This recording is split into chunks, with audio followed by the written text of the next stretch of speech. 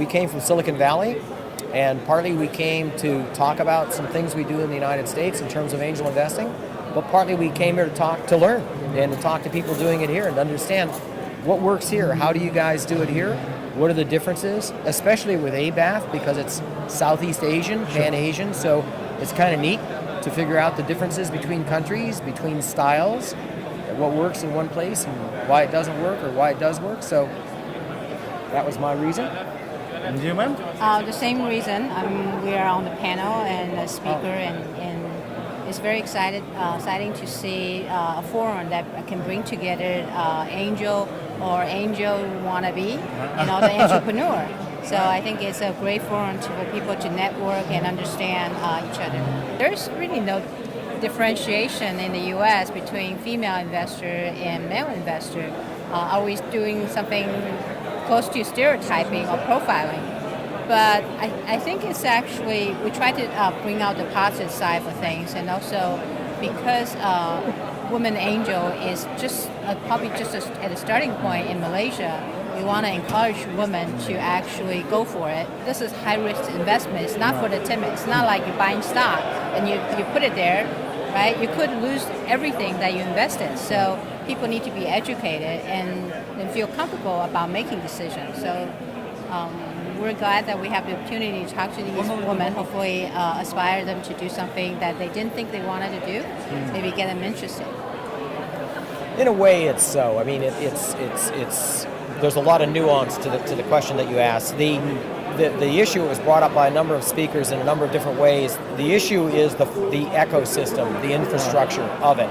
The more infrastructure you have in place, the more risk you're able to take, right? In our situation, we have follow-on capital that one can expect that if you finance a very high-risk enterprise and it achieves its milestones, we have a good expectation there'll be follow-on capital to take it to the next level.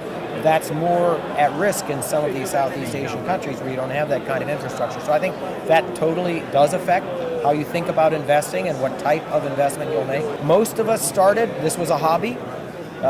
Some people still call it clubs. It was a bit of a club.